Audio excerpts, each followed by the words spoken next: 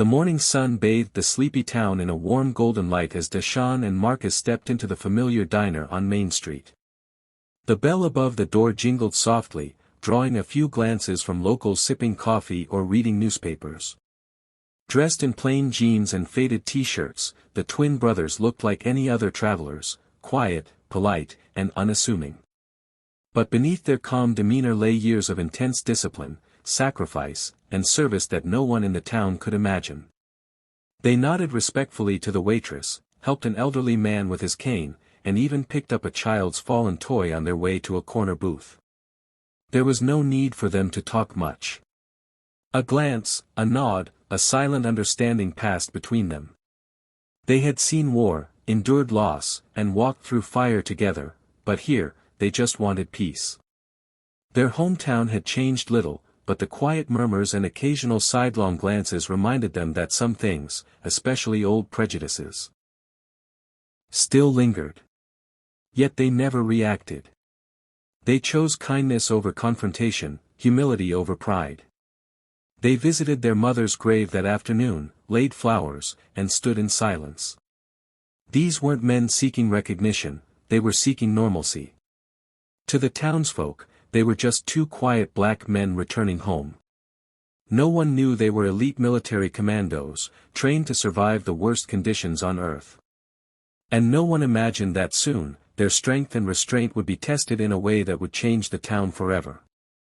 Later that week, Deshawn and Marcus stopped by the local grocery store to pick up supplies for their mother's old house, which they had begun fixing up.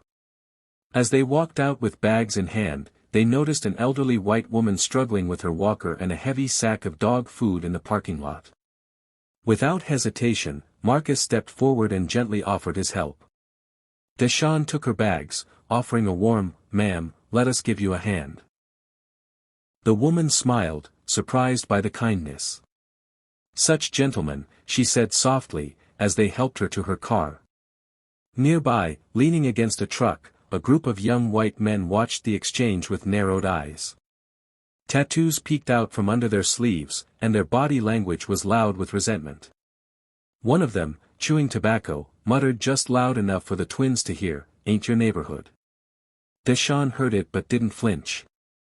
Marcus smiled calmly and gave a short nod in their direction, then turned back to the old woman to close her trunk. The gang watched in silence, confused by the lack of reaction. In their world, disrespect usually sparked anger, but these two didn't bite. As the twins walked away, their controlled, steady posture gave off a quiet power. The gang felt something shift, unsettled by the calm, as if they had just challenged men who knew far more about fear and violence than they ever would. But they mistook that silence for weakness. A mistake they would soon regret. That night, the air was thick and still. Deshawn and Marcus took their usual evening walk, cutting through the back alley near the community center, a shortcut they'd known since childhood. The town was mostly asleep, but not everyone had gone home. From the shadows, the same group of men from the grocery store emerged, 5 of them, emboldened by numbers and darkness.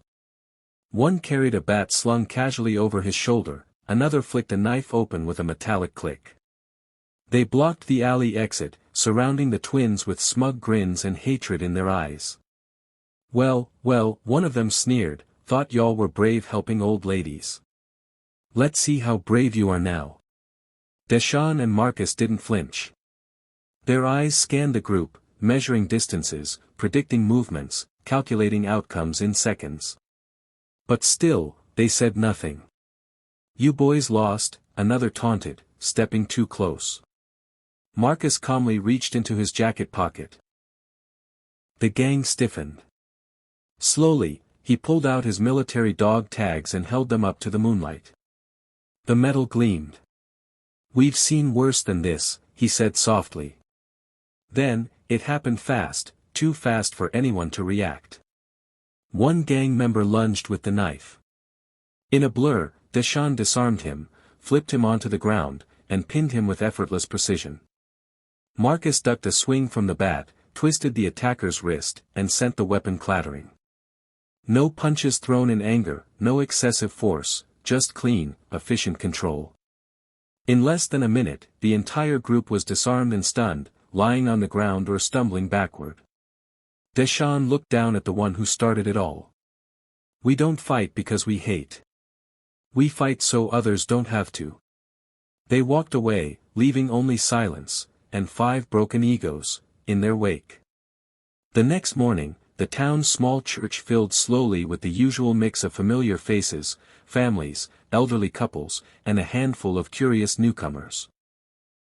Deshaun and Marcus sat quietly near the back, their heads bowed during the hymns, blending into the peaceful rhythm of the morning. As the final prayer ended, murmurs rippled through the congregation. At the door, lingering awkwardly just outside the threshold, stood one of the gang members from the night before, the very one who had pulled the knife. His lip was bruised, his pride clearly battered, but something in his eyes had changed. He looked lost. Embarrassed. Human. He stepped inside hesitantly, catching sight of the twins as they rose to leave. Whispers grew louder. Some expected a confrontation. Others just watched, tense. Outside, the young man approached them slowly, his shoulders hunched. "I didn't know," he muttered. "Didn't know who you were, didn't know what you'd been through." Marcus looked at him, calm but firm. "You didn't need to know any of that," he said. "You just needed to treat us like people." The man swallowed hard, then asked, "Why didn't you hurt us?" "You could've." Deshaun looked him straight in the eye. "Because hate is easy. Forgiveness takes strength. And we didn't come back home to spread more hate." There was no shouting, no anger, just a moment of raw truth, quiet and disarming. The man nodded, eyes lowered, then turned and walked away slowly. Something had cracked inside him. Something that might finally begin to heal. A few weeks later, the town square buzzed with the sound of laughter, clinking cups, and music from the annual Veterans Outreach event. Folding tables were set up with food, flags, and photos honoring those who had served. Deshaun and Marcus stood off to the side, helping set up chairs and greeting fellow vets, never boasting, just quietly showing up like they always did. Then, unexpectedly, the young man from the church stepped up to the microphone on the small stage. Dressed in clean clothes, nerves clearly gripping him, he took a deep breath as the crowd hushed. "I used to think I was strong," he began, voice shaking. "I thought hate made me powerful. But I was wrong." All eyes turned to him, some in surprise, others in skepticism. "A few weeks ago, I did something I'm ashamed of. I targeted 2 men because of the color of their skin. I thought they were just easy targets. Turns out, they were stronger than I'll ever be, not because they fought back, but because they didn't need to." He looked over at Deshaun and Marcus, who stood motionless, listening. "They showed me something I never expected, mercy.